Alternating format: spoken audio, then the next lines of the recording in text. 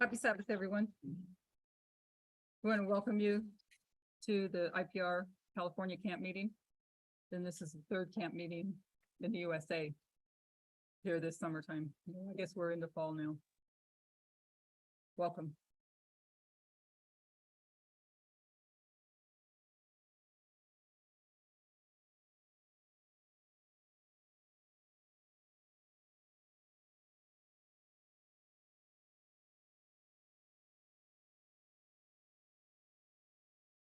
Sing them over again to me, wonderful words of God.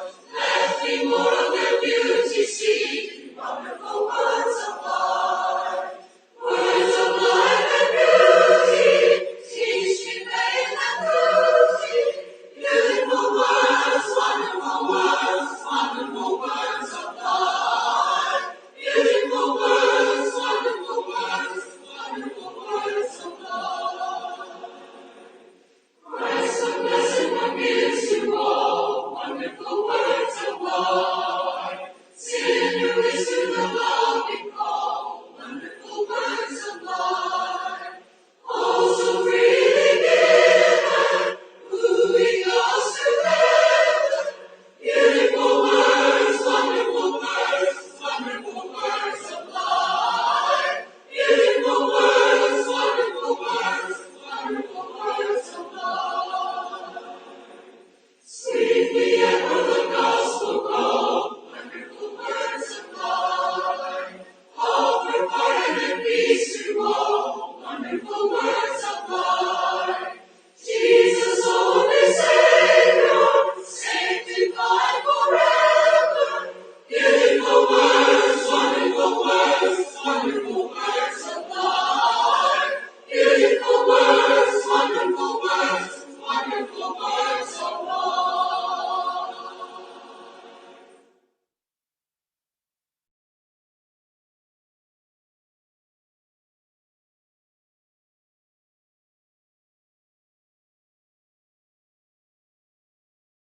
So we pray.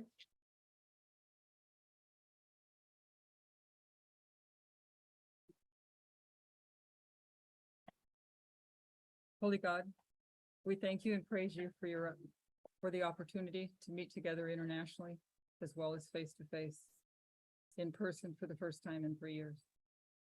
We ask you for your presence and blessing upon this camp meeting, upon our speaker, Elder Parminder, as well as our coordinator and all translators and each member joining us here this day. We pray that our service here may glorify you. We thank you, Holy God, and pray this in Jesus' name. Amen.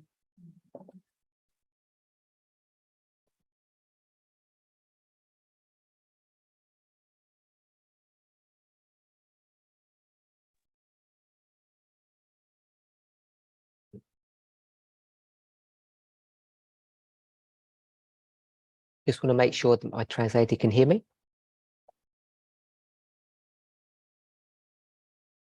Yes. I want to welcome everybody.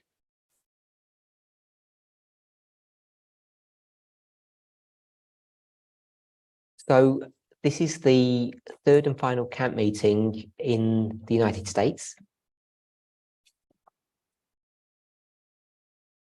And we're joining you today from California.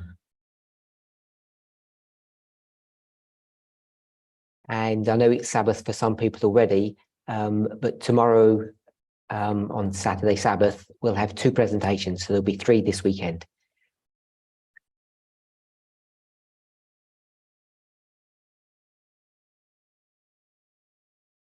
What we've done in the last 2 camp meetings is that I've asked for participation from the congregation.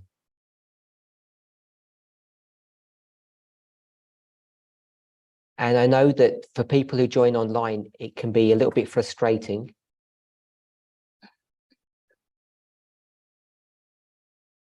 So I apologize for that, but here in person, I think people prefer that, at least I do.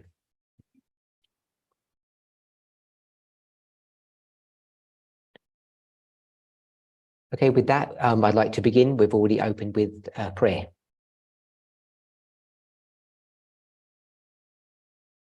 So it's been several weeks since the last camp meeting. And I think it was at the beginning of September that I did a single presentation with the French ministry, but it wasn't in person.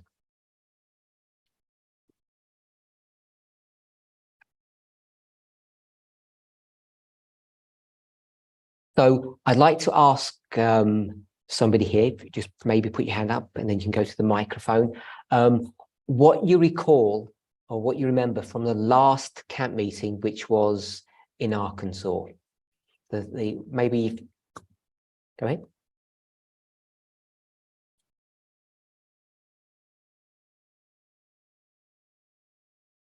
Either some highlights or a very short summary of the last presentation. What do you recall we were talking about?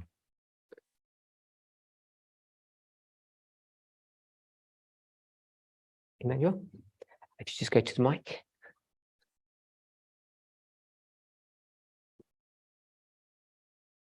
And then Alyssa, if you wanted to go too. So this is just some admin at our end. When you speak, don't do long sentences and wait till I give you a nod, because it's going to get translated. So you can't just keep on speaking it. And try to remember it's being translated and to keep your sentences short and to the point. Thank you. So. Well, the question was about Sabbath. So Can you hear that online on Zoom? Okay. Okay, so try again.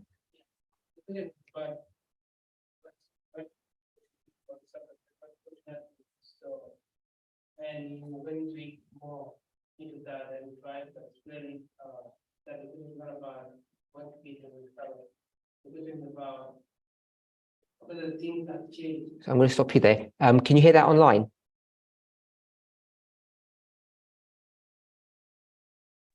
No. Okay. Yeah, so they're picking it up on my microphone, so they can't hear that. So I'm just going to repeat it. So we had a discussion about Sabbath keeping. Anything else? Oh, that's Alyssa? That sort of the new rumors podcast briefly, but made a point that it was a group experience that we were to have. Okay, so I spoke about Sabbath keeping.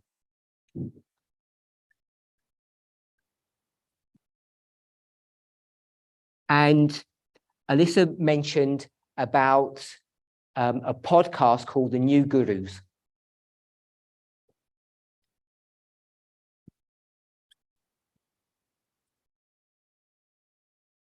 This is a 9-part series that talks about teachers. That's what the word guru means. And it's these new teachers.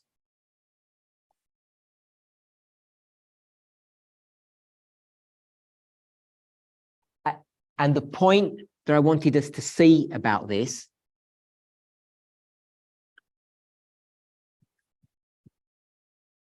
was the tension between individualism and corporate or group.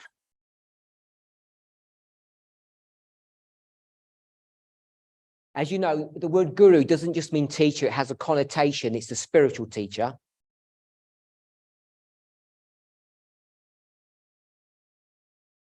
So to put it simply, how do you have access to God? How do you have a religious experience?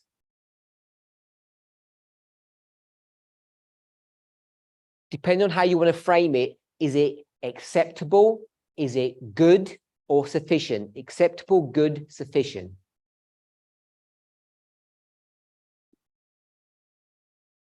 To have that experience on your own,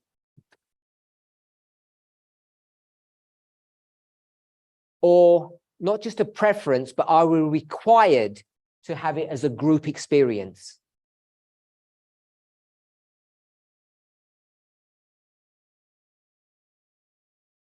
So this is really about worship, as is Sabbath keeping, and they're addressing two different points.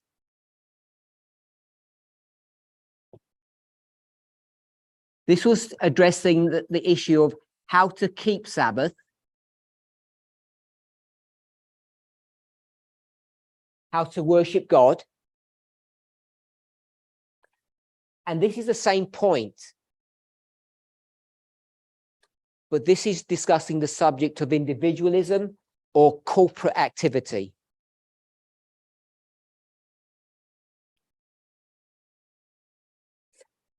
So I'm just going to ask people to put their hand up here, which you won't be able to see on Zoom.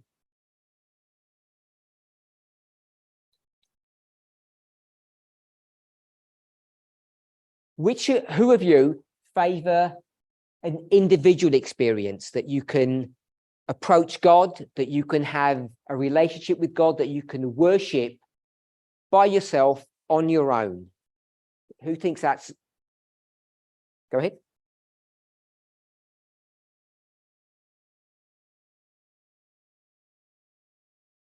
Who thinks that's good, that's the right way to do it, and they prefer it that way?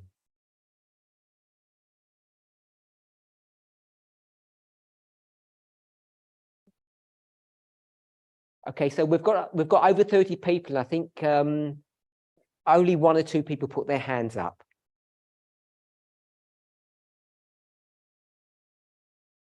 And that it should be a group or corporate activity. Put your hands up.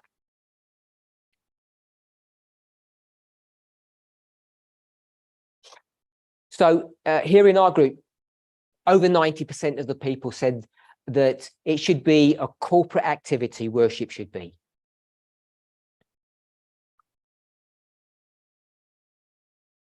And what I wanted to show us, this has been a theme or a thought that I've spoken about several times now over the past few months.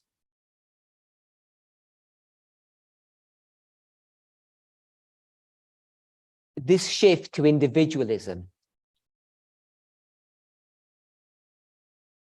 That we can manage our own lives in different aspects, but we're focusing on worship.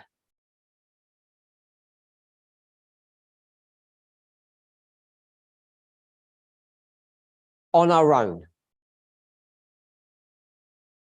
And what I want to suggest, separate to the subject of COVID-19,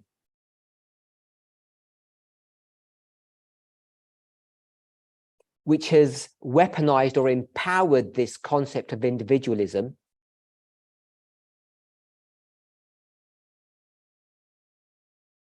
long before COVID ever was on the radar,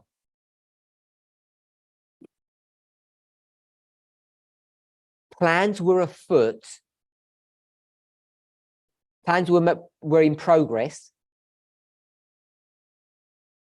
to try to direct humanity to have this concept of individualism, to prefer that.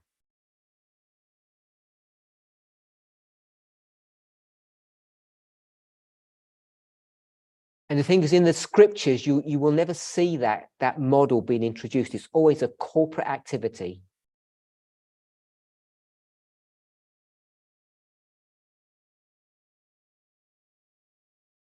And I want to just remind us, whatever lesson you may learn from the story of Noah,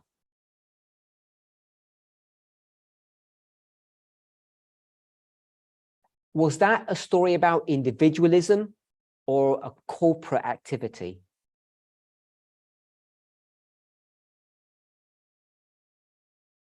Put your hands up if you think it was an individual act, and then in a minute, it was a corporate act.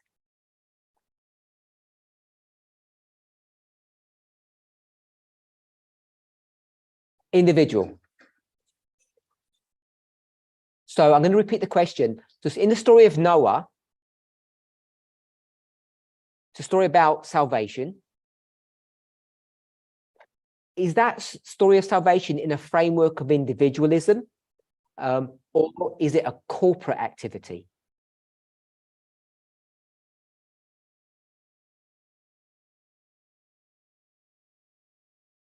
Individual.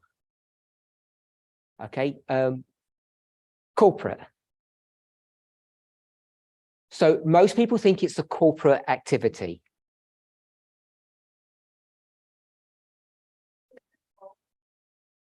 Could it be both?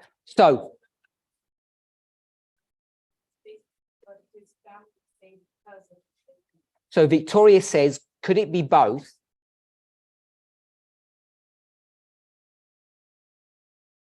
I'm going to say yes, I think it could be. But I think the point I wanted to bring up, which I think most of you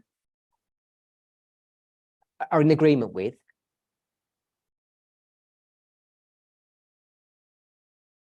that this is a group or corporate activity. Salvation cannot happen as an individual.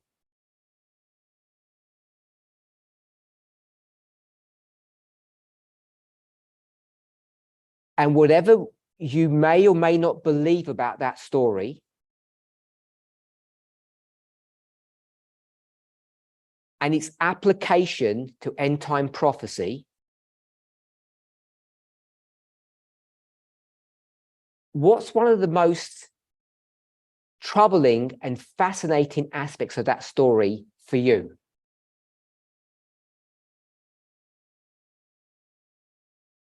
Because for me, what's fascinating about that story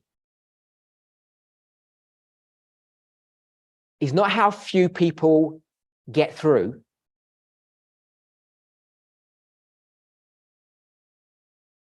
Depending on how you count, how you do your calculations, a large percentage of those people who were saved were sinners.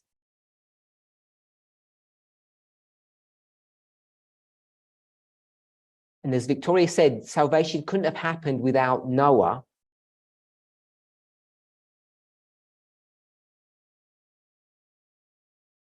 But there are sinners who are saved into the new world, into the new earth. And I think that's a concept or an idea that Christians just would never contemplate or even accept as truth.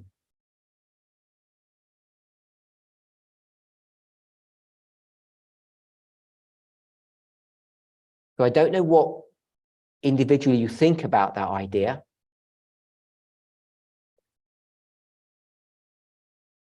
That we just ignore that part of the story, or it's not going to be fulfilled in that way.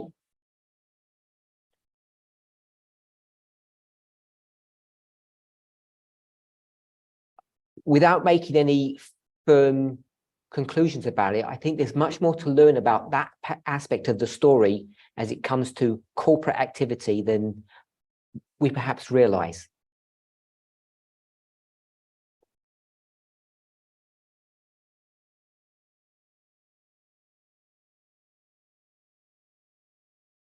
Okay, we spoke about Sabbath keeping.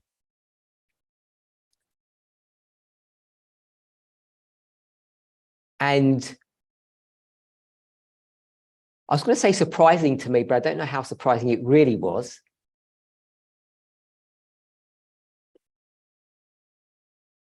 It ignited a lot of discussion.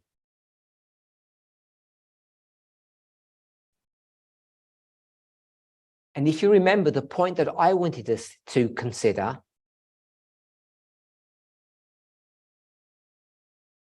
was not the context or the dynamics of the individual that asked that question.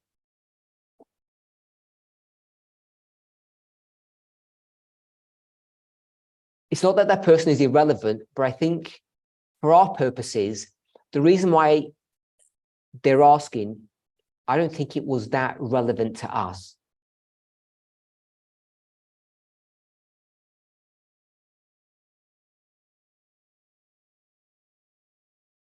So I wanted us to focus on not individually why that question was being asked, but corporately, why is that question being asked? Why is it important?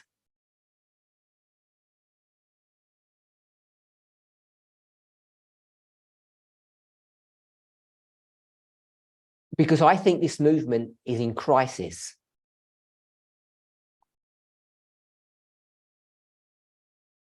So there are people in the congregation here who are nodding.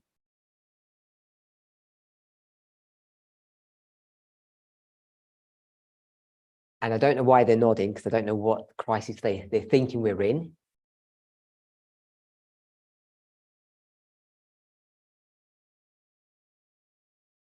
So in this movement, we speak about shakings often.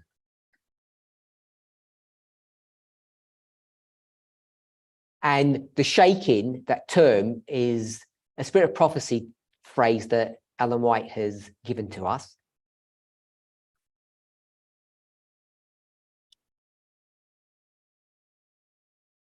So I'm going to assume we all know what it means when I say there's a shaking in the movement.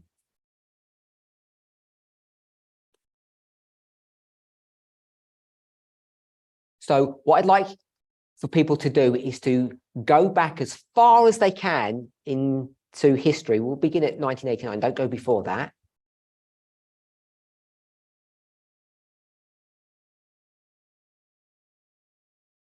And tell me a shaking that happened.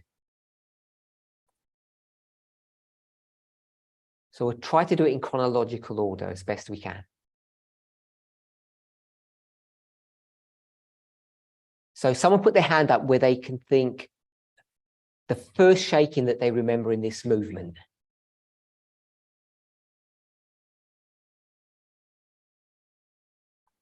And I'm assuming we're all okay that that this movement gets created in 1989. So that would be where we start.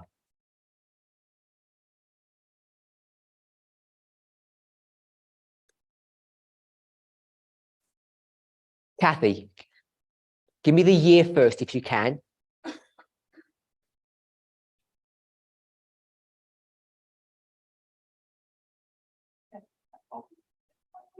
That's fine, I can hear. 2000. So Kathy said the first one that comes to her mind is 2014.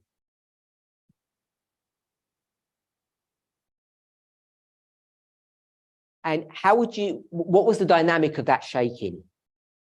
If you can give me perhaps a waymark or what happened.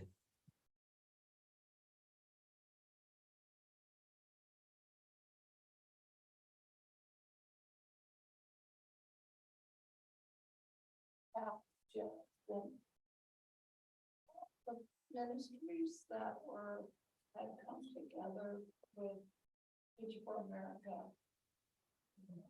So 2014, there was a split between,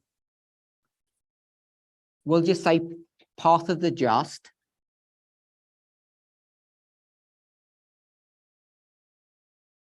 and there may have been some other associated people with that.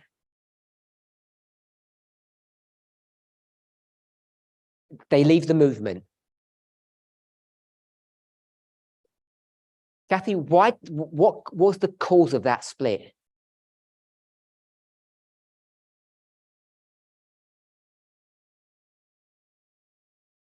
Just simply.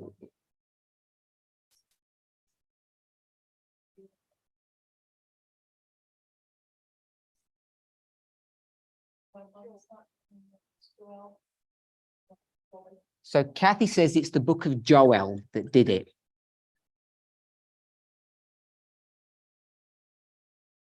So she says it was a doctrinal problem over an understanding in the book of Joel.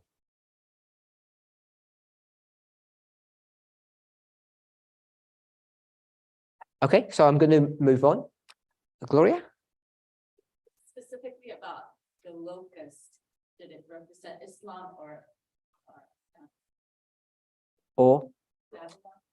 Okay, so Gloria has just given a bit more detail. She says in the book of Joel, it speaks about locusts, and there was an argument.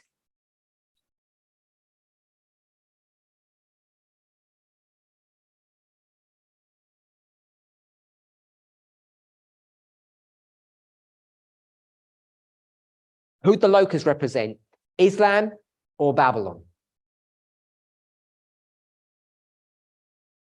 Okay, another one.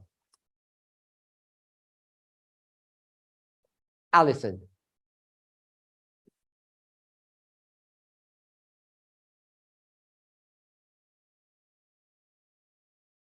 So it's the same one you're referring to?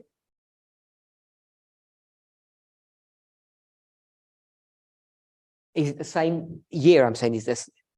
Okay, so another split that happens, Alison said, is about public evangelism.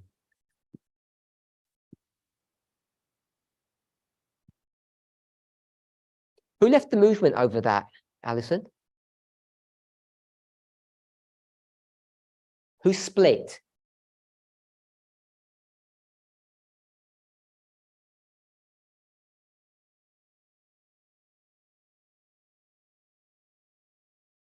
Can you give me examples of who the everyone else was?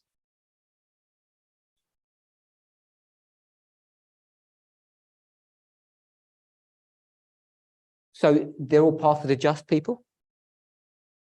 So you're saying that they left because of public evangelism, not because of Joel?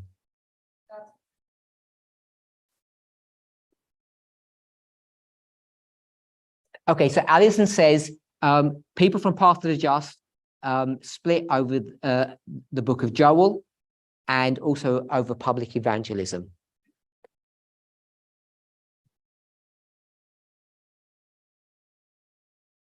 Anyone else? Maybe another one split. One before or one after?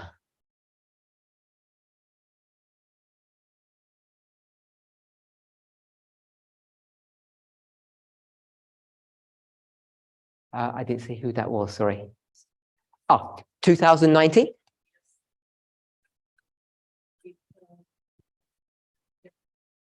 So 2019, gender equality. So that's the subject. And who's splitting? Who's leaving or? Okay, so this is the split with FFA. And it was regarding gender equality, you say?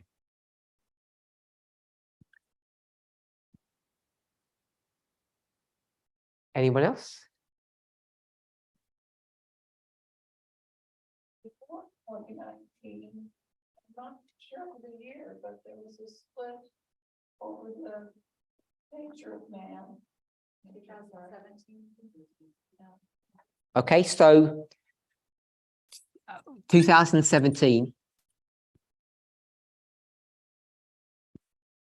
it's about the nature of humanity. And who split? Okay, so this was individuals that had that separated from us. So maybe not everybody's aware of that. It wasn't as publicized or as it wasn't a big fanfare. So maybe people didn't realize.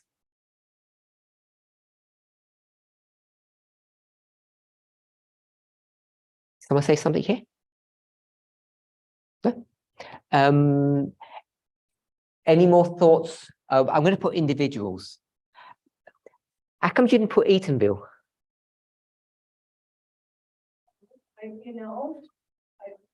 They were in my brain before you called on me to answer, but yes, Bill was the. I'm going to put Eatonville. That's just a fellowship.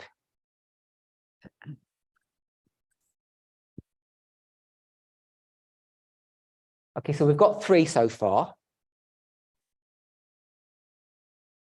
Kathy McGraw at the back, you had your hand up.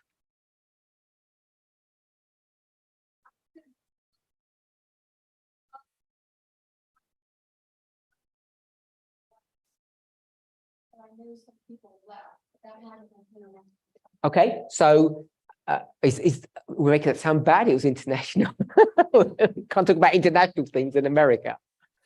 Sorry about that joke online. So I'm going to put 2016 because I'm international. And that's quite a significant one, by the way. Gloria, 16, you're going to do for us? About 2016, about Matthew 13, about the parable of wheat and tares. Give me the year for that. 2015, my guess. Okay, so Gloria said something, and I'm just going to hold on to what she said and not translate it yet.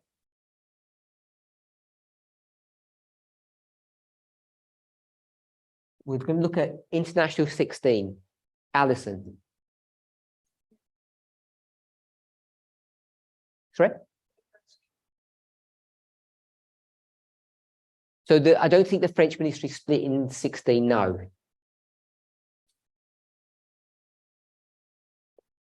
So we talk often about 2 major battles.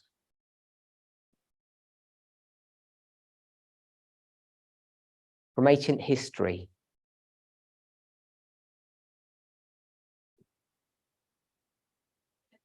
Raphia and Panium, or Panium, depending, I say Panium, but I agree with you. It's the proper way to say it, Panium. So Raphia and Panium. So that's your clue. Daniel, the first business of Daniel about, like, he brought the food first. Was that 2016? Because I remember they were in Canada in 2017. I was before they left. Okay, so 2016 isn't that. So we agree with that. So I led you astray. I made a mistake on that. 16. Who leads the movement in 16?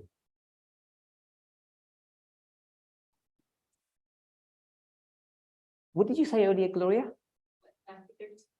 Yes. So Gloria was correct. This is the wheat and the tares.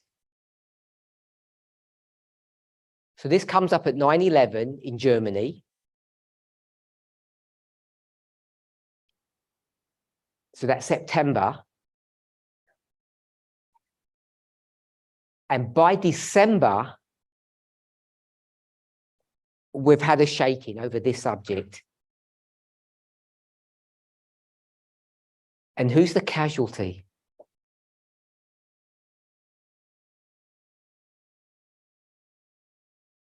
No? Mark Bruce. Yeah, so is that what you're going to say? Oh, it was Mark Bruce. So he leaves the movement at the very end of the year.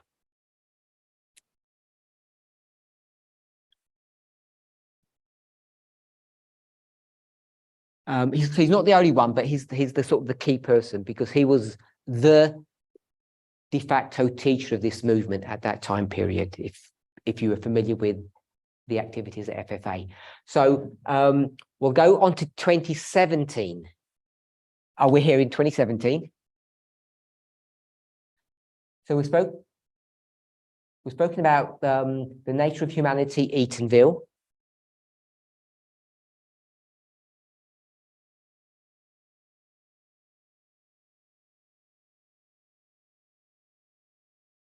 And so there's another one, which is Raffia and Panium.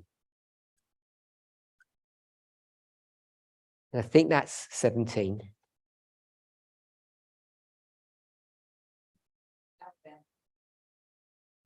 Is there an album? So yes, I think the Alabama group leave in 2017 as well, I believe.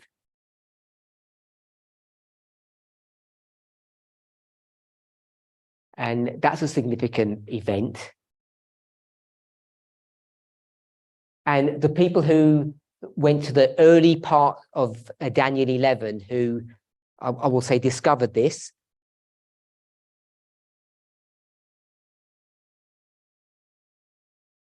at the same time that Mark Bruce is leaving, they end up leaving as well. David? Yes, so this is a couple from the United Kingdom, Charitu and Kimberly.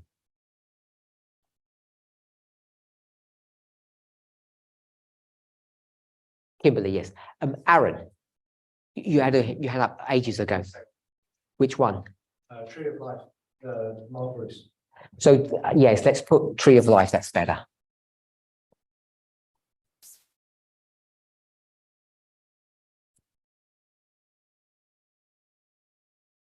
Okay, so we've got 14, 16, 17, and 19. Can anybody think of something that happened before?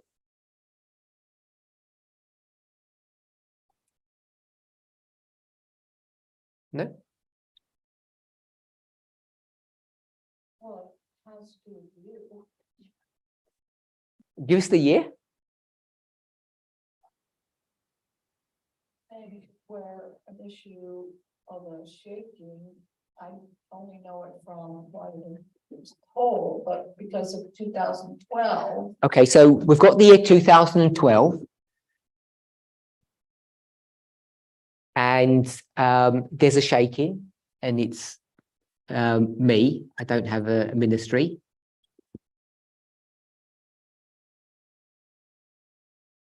And what's the shaking about, Kathy? Time setting and Sunday law.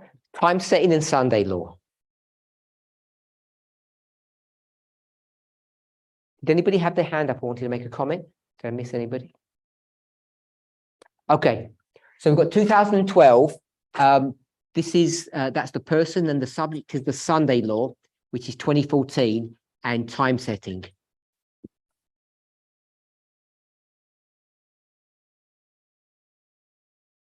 Okay, so before we move on either side, I just want to make an observation. What you'll see in these years, that there are multiple things happening. Sometimes it's not just a single shaking or single issue.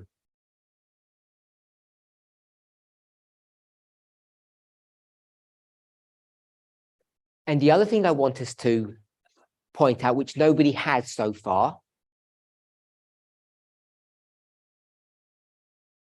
when we tell a story, we always have, I'm just going to use the word which I don't like to use, an agenda.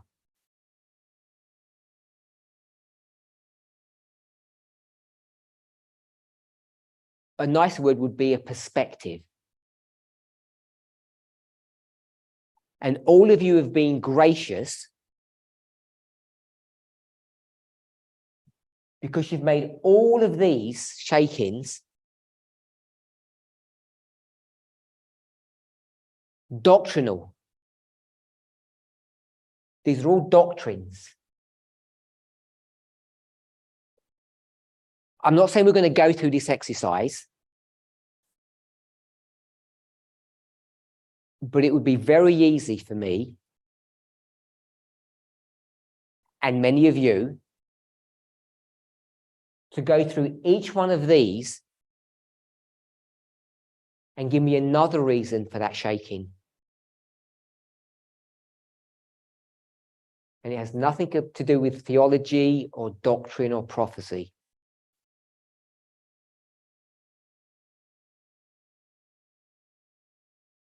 What's it to do with?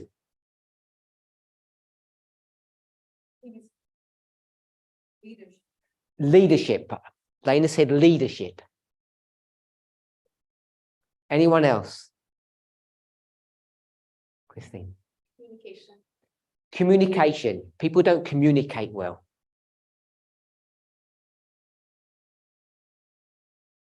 Alyssa.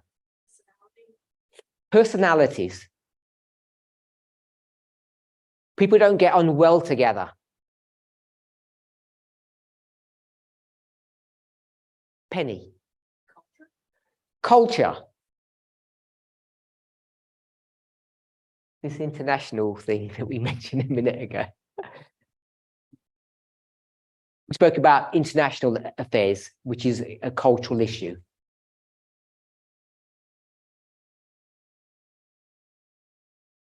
Anyone else? Truth is doctrine.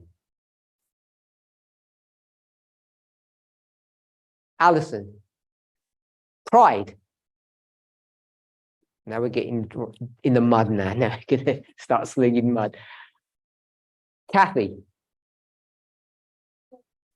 Hurt feelings, which is related to personalities and perhaps even culture. Okay, so it comes down to me then, because no one has said it yet.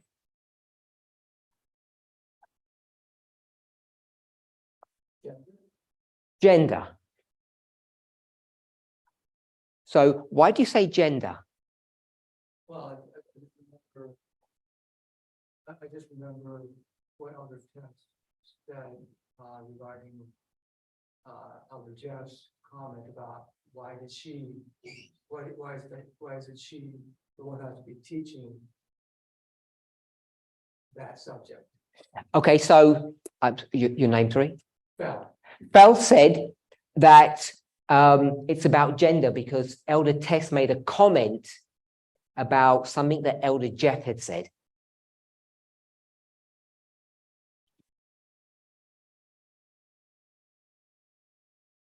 Which was related to her gender when she speaks about the subject of gender equality.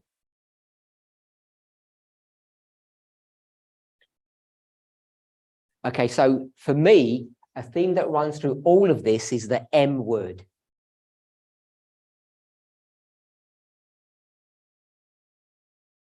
Go, Penny. Right? Okay, so nationalism is the N word. And my accent isn't very good. It's the M word.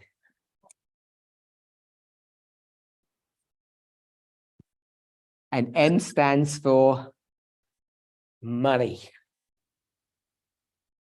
You go through all of this and you'll see a really clear trail of money.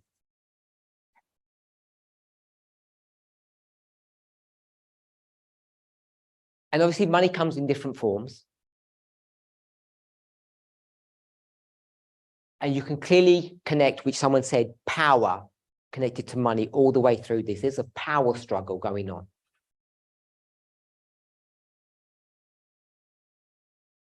And when I say money, it's not just literally people are, fighting who gets paid the most or where the money goes.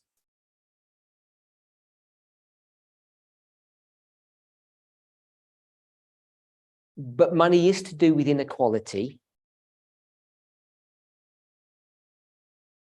And it does tend to be the people who've got the most money have the most power.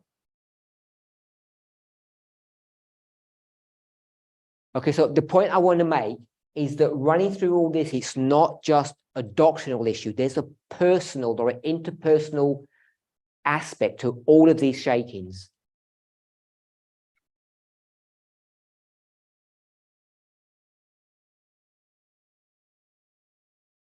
And everyone who left,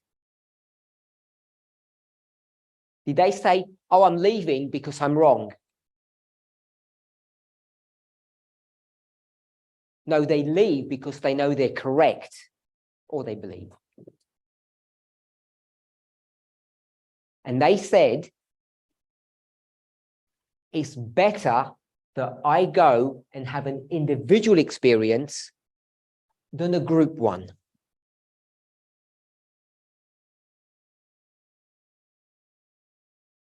So we might call it power or culture or personalities.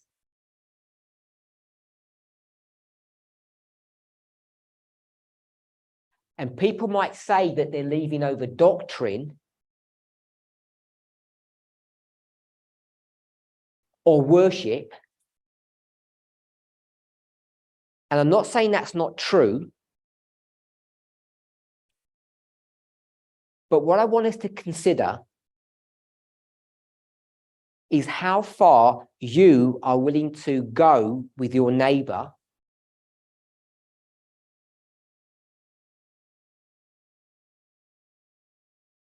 when you don't agree on something.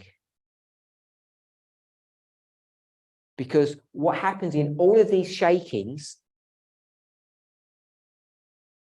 is people prefer an individual experience, worship experience, than a corporate one.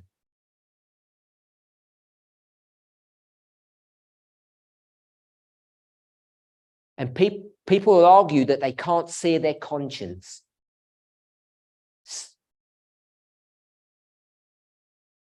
So sear means to burn or to go against your conscience.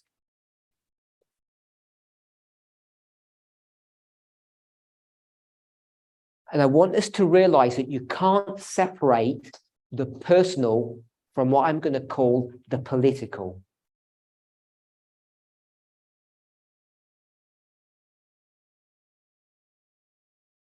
And what I've just done there is slightly manipulated the usage of those terms because we've discussed them in an earlier camp meeting.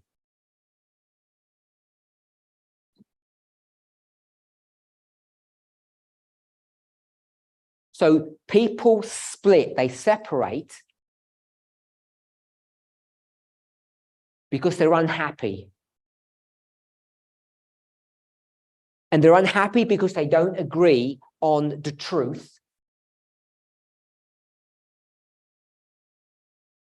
Or there's a power struggle, or what we'll call an interpersonal conflict.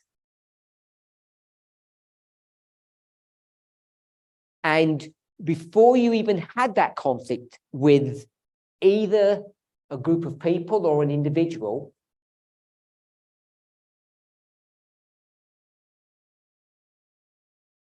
the technology, the dynamics was already prepared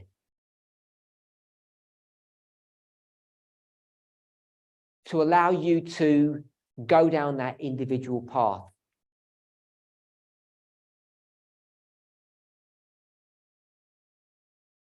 And still feel that you have a level of integrity, independence, and honesty.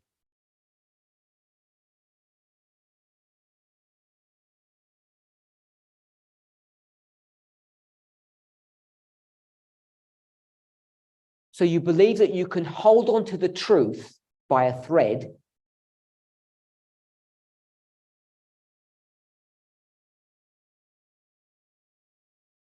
claim to be true to your conscience, while at the same time, I'm going to say sinning. And the sin that's being committed by the person is that they believe that they can have salvation as an individual experience, not a corporate one.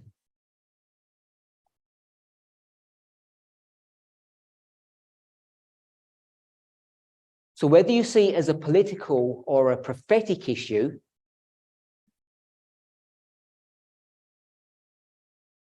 or a personal or interpersonal one, you don't get on with a person or there's a power struggle, what you end up doing is believing a lie, because I'm arguing that the weight of evidence shows us that we're required to remain as a corporate body or a group.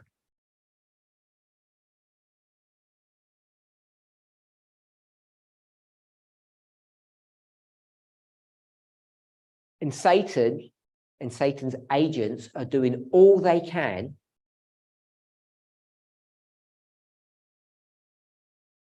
to divide and conquer. So there are some shakings that happened before this, but we've got a fairly new membership, and many of us don't go that far back in our minds, so we're not probably aware of them.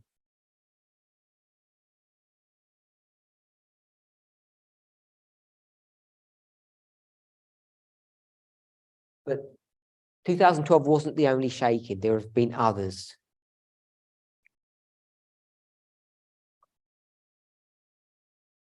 So we've got to 2019. And we're in 23 now, so that's 4 years ago. Any shakings after 2019?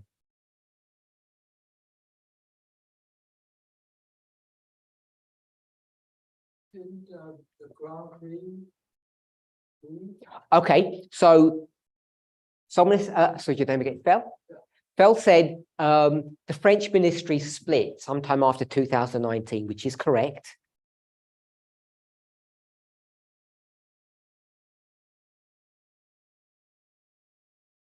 So I can't remember the year of that, but I'm not going to put that one down where a ministry splits.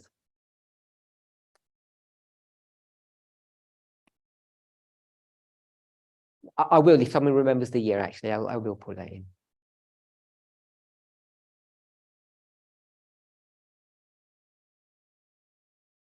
I'm going to be told off when the French hear this video, because they're all sleeping at the moment.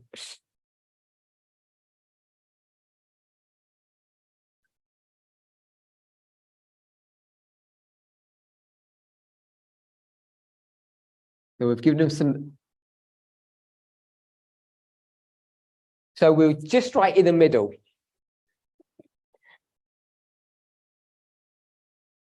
Thank you, Shemaine, 2021. So the French ministry splits, and that you're correct about, that is a big issue.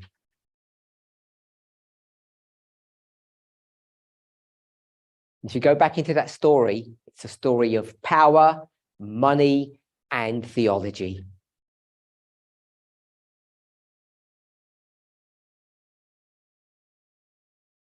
Any else? Anyone remember anything else?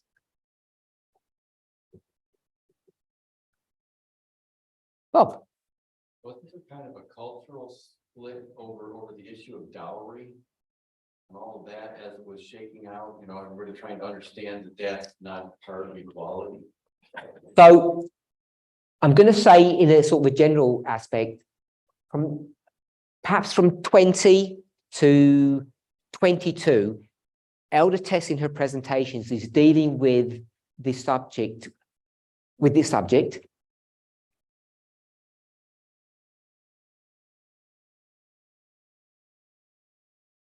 that's particularly focused in Africa about the dowry system.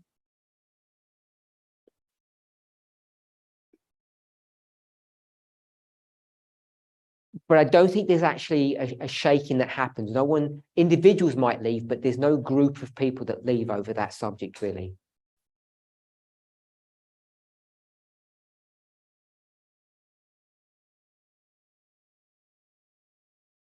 Gloria.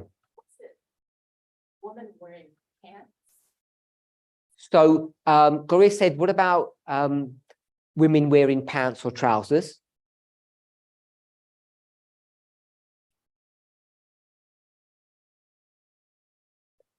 That disturbed people, I don't think, but I don't think there was a split over that subject. And I think it happened in 2019 when trousers were introduced, or pants.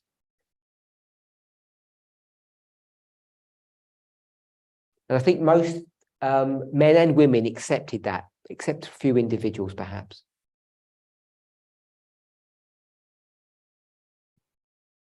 Aaron. Go back before 2012. Sure. Was it Russell Williams and Aaron? So in 2008, I'm going to say. We might say into 2008, 2009. One of the largest fellowships in the movement at that time was in the United Kingdom, and they split. And there again was doctrinal and interpersonal issues there.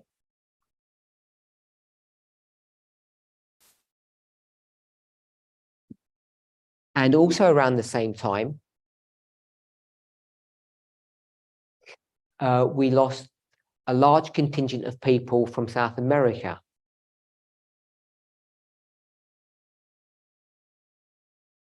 And they were based, I believe, in Colombia and Venezuela. Aaron. Suppose you consider it a shaking in the movement. But what about the 2520 and the conference church? That did affect people in the movement. So Aaron's mentioned the 2520 and how the conference had rejected that message, and that affected this movement.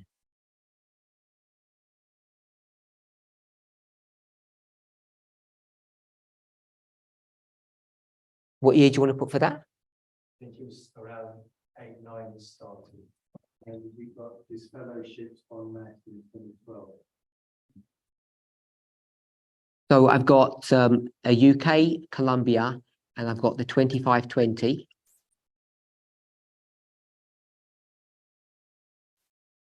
And people began to be disfellowshipped around the 2012 period.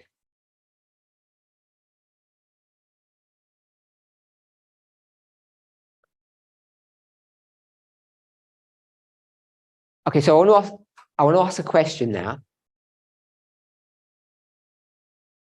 Are we in a shaking at the moment? Is this movement being shaken?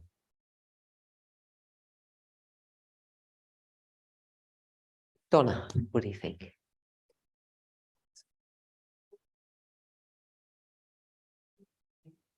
I see it, but I don't really see it much. So Donna says she doesn't think that we're in a shaking at the moment.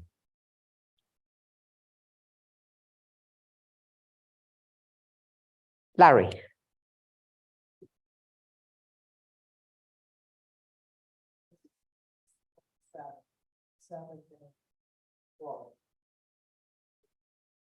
So Larry says if we did have one, it would be over the Sabbath and over equality.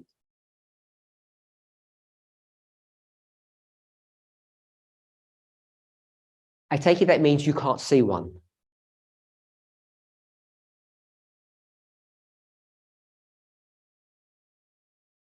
No. Fair enough? Okay. So I'm just going to put a question mark here. Not just because of the date, but Larry said the Sabbath and equality. So he said, if there is one, it's possibly over the Sabbath and equality.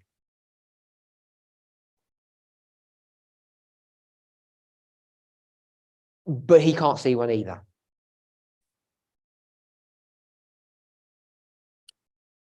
Alison. First of all, answer yes or no. Oh, you don't know?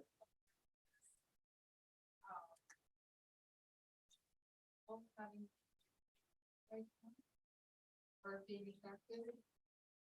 And maybe, I don't know. So individuals are having struggles. And that's shaking them.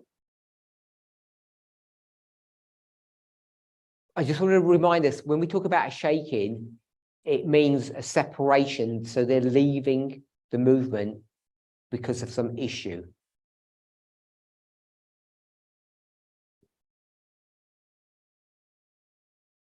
Go ahead.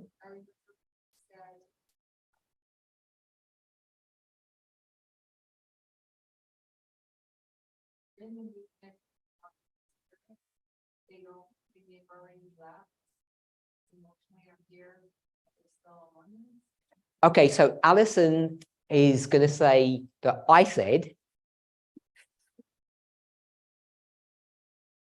so it must be correct, that people are struggling in, how did you describe it? How did I describe it?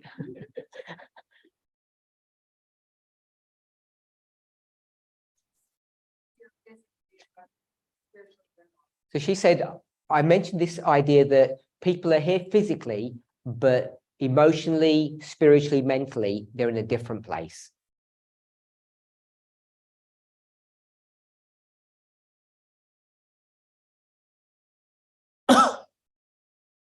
David, what does the Bible call that experience? So, okay, so David said that that's the Laodicean experience.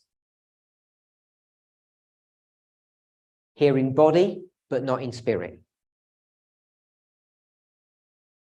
And which church has the Laodicean experience, Alyssa? Just give me the number or the name.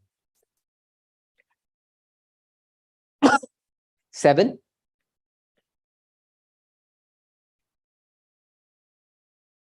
Five, right? 7 and 5. They're identical churches. So number 5 and number 7, Sardis and Laodicea, are here in body, but not in mind.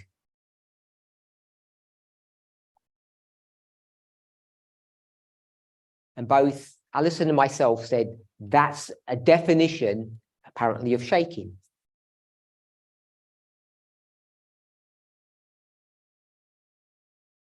So I want us all to think about whether you agree that that meets the definition or the criteria of a shaking.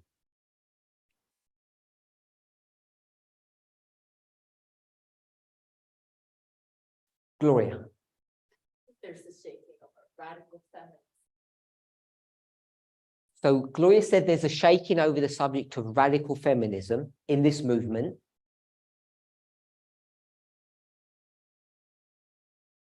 So that would infer that whatever radical feminism means or is, what it means or what it is or what it looks like,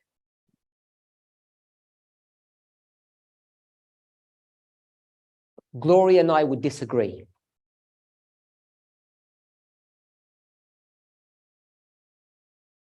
What are we being shaken over that about the subject of radical feminism? What's the difference?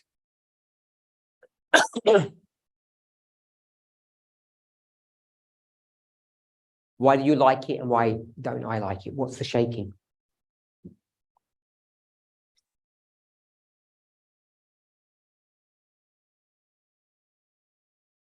Any thoughts, Gloria? No. Okay, so Gloria's put radical feminism, but she hasn't explained why, which is fine.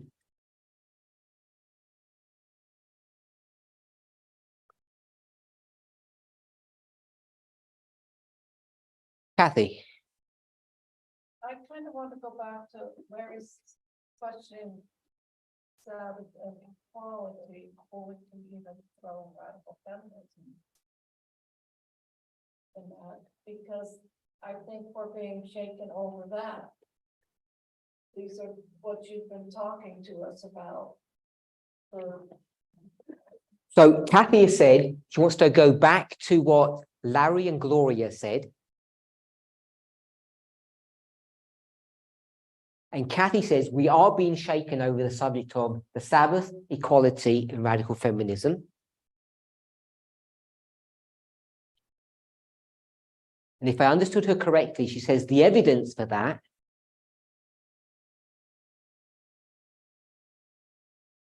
which the others didn't say is that I'm talking about it. So Kathy's saying, if I am addressing these issues, then it must be an issue, whether I realize it and I've got an agenda or God is doing something.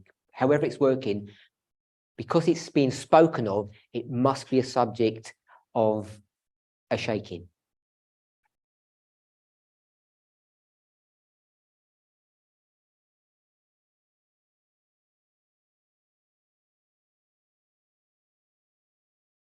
One moment, Kathy. Jackie. In the beginning, you said that the movement's in crisis. So at the beginning of this meeting, I don't know if I said or if I asked if we're in a crisis, and some people and many people said yes. Carry on. So to relate to that.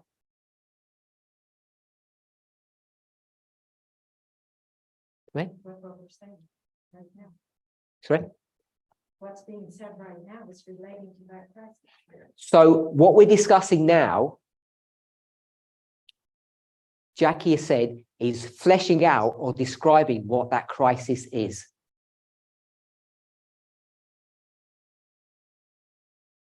And 3 subjects or issues have been brought forth. Kathy. I was going to say, because specifically questions were like, okay, how can we now take, exams on Sabbath? And, we've had the discussions about attire. I mean, women, we don't, we can wear pants, we can wear whatever. So we've had discussions on and messages on these things. I want to be more specific. It's not just this general Sabbath, but there's been specific discussions and teaching and radical feminism. What is it? Is how do we, there's differences in people's understanding. So the key point that Kathy has just brought forth is that there are strong, I use the word strong, she didn't, there are strong disagreements about how we view or how we approach these issues or what they mean.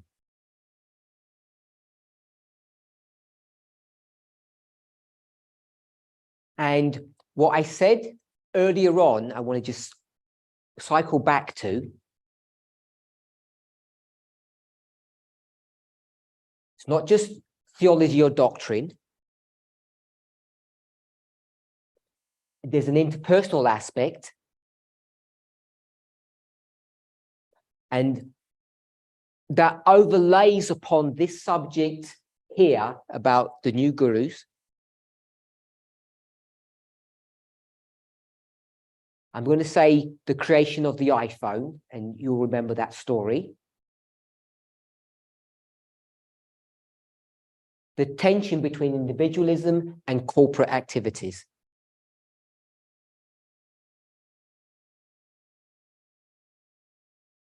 And without the lockdown that was created by COVID-19, we wouldn't be having this discussion.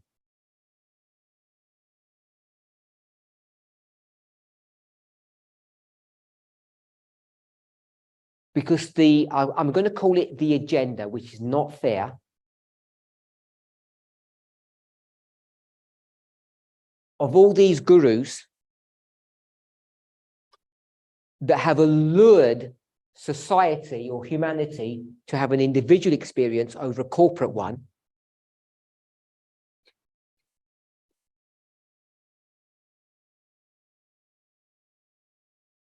that could never have happened on the scale that it did without COVID and the lockdowns that were associated with it.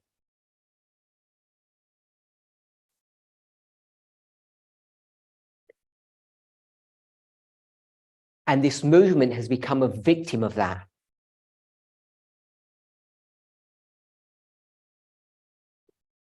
But there are individuals in our movement who have taken advantage of that.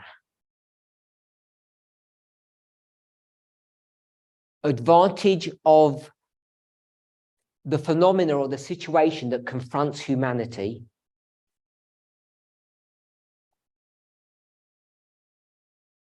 which means you can be in the movement, you can claim to be in the movement,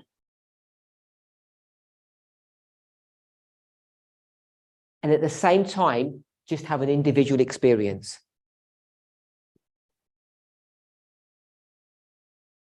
Because you can roll up to church now, you can attend church,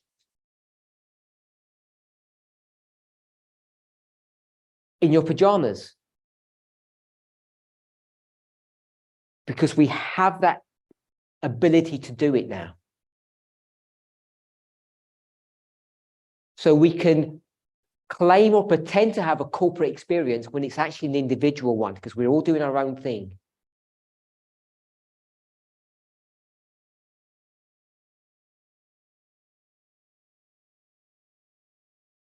I used to go to a church where they forbade you from bringing water into the sanctuary.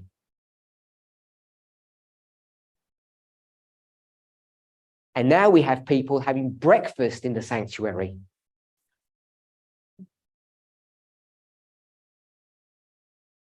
So things have changed a lot. So the point that I wanted us to understand on that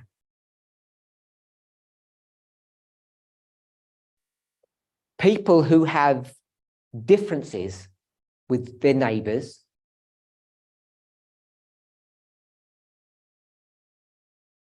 can claim to be in the movement in body,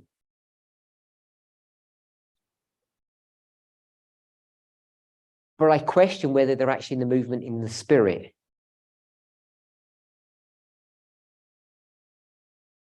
Going back to the story of Noah, that time slot in that story is only, I'm going to say a couple of years, several months.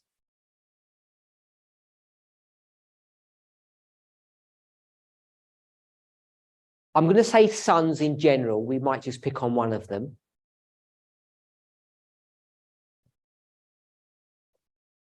We might just pick on the men and not the women.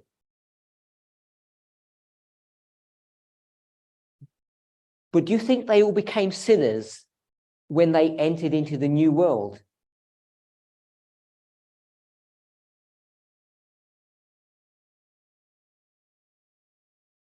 You don't think their father knew what the children were really like?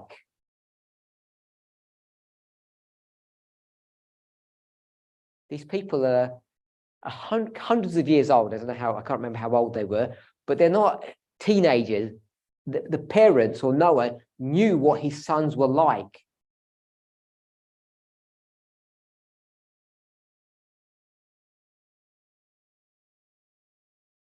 So they enter into that experience in body, but not in spirit.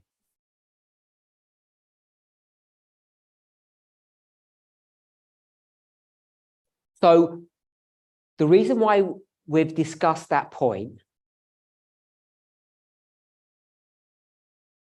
is because all of these shakings and maybe this one's an anomaly,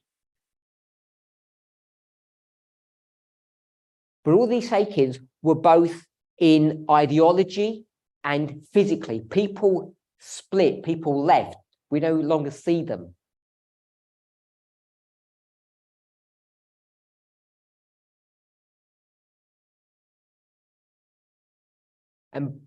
And by that definition, we can't be in the shaking now, because no one's leaving. Now, we started this story months ago.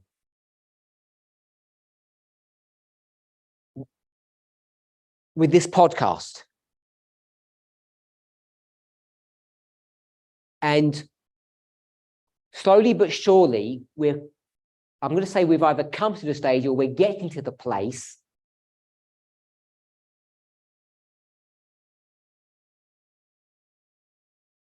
where, if not all the pieces, at least some of the pieces are coming together now.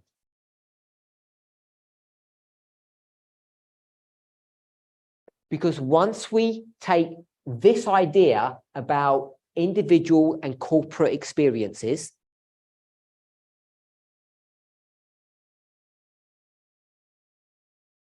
and overlay it over these shakings,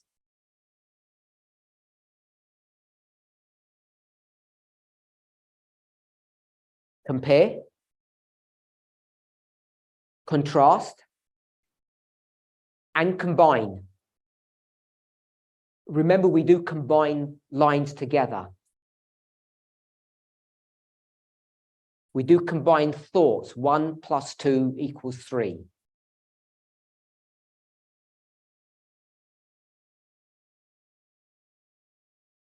What I want us to see is that, according to the Laodicean experience, which is an old doctrine,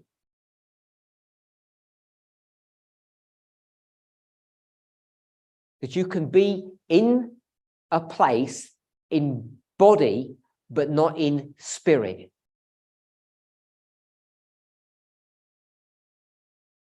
And I'm suggesting that that meets the criteria of a shaking.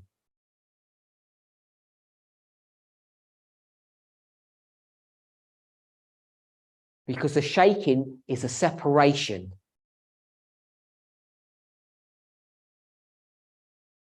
And we know that there's a tension between the literal and the spiritual. And all those literal stories in the past have to be understood and looked upon in their fulfillment spiritually.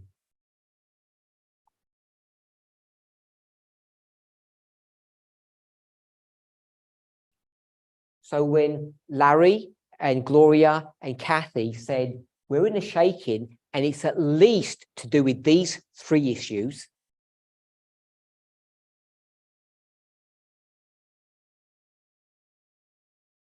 because I keep on going on about them over and over again. And therefore, Kathy said, by definition, you may or may not agree with her that that's a definition. As a minimum, she's saying he's not wasting his breath for no reason.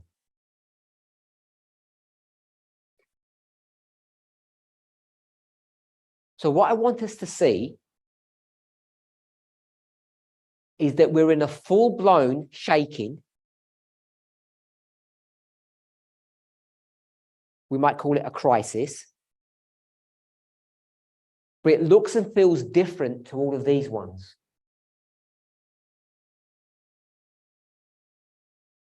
You can't target either an individual or a fellowship or a ministry.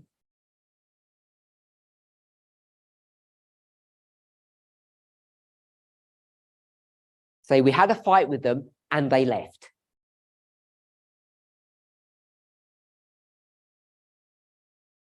But everything else, all the other dynamics remain the same.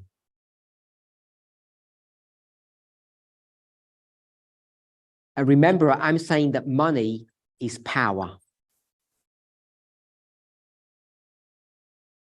And as soon as you start talking about power, you know that these issues are related to the subject of power.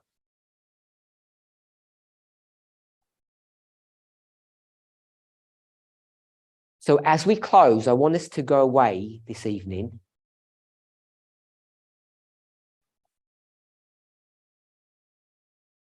thinking about the similarities and the difference between the shaking that we are in at this moment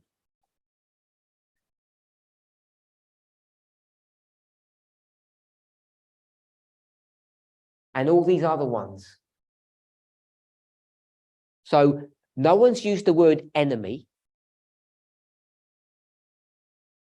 which is good, but I'm going to use that word. Because when you go through all of this, you see that this is a story of two protagonists or two enemies.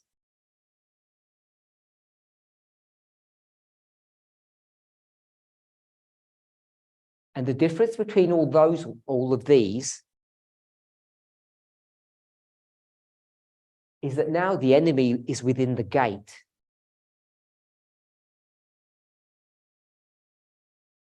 So Alison said earlier,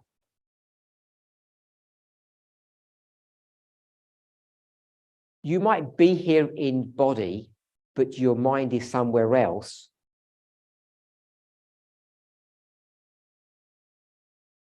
Which means you've been shaken out, but you're still here. The fight or the exchange or the battle has already occurred, but you didn't leave. Whatever reason, you remained. And that's the difference between all of these, because they actually left.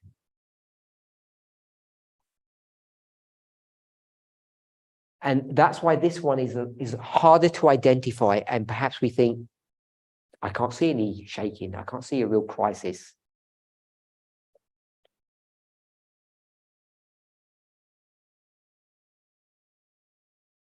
So if this is correct, it behooves each of us to examine ourselves and see if we're in the faith, of course.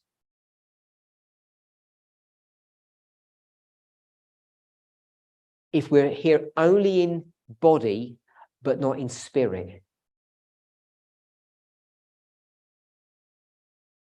Let's pray.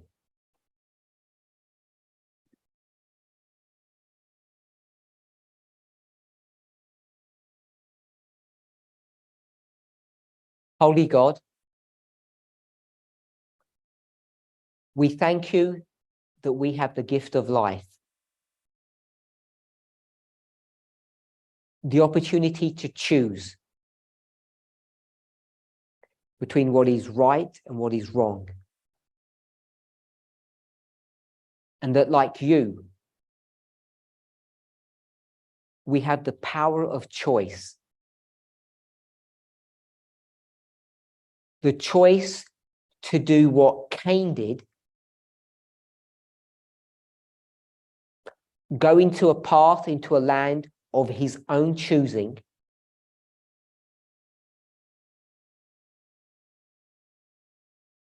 or to remain in the kingdom of heaven, in your kingdom.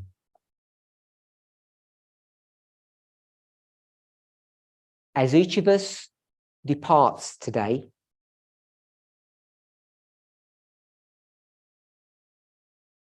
may we take the opportunity to examine ourselves and to be certain if we are in the faith.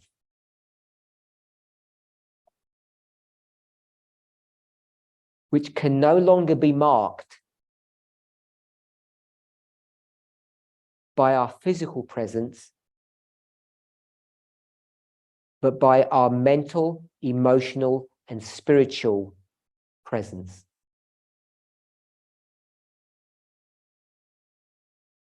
help me,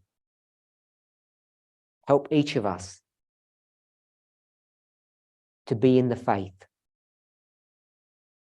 Amen.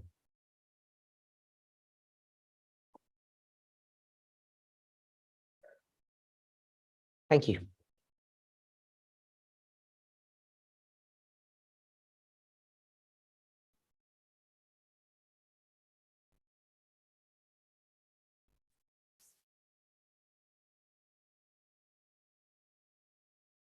Hi, we're so glad that you joined us for this this IPR California camp meeting. We hope you've been blessed by what Elder Parminder has taught tonight. And we ask you please join us tomorrow morning at 9:30 a.m. Pacific. All right, I'll see you tomorrow.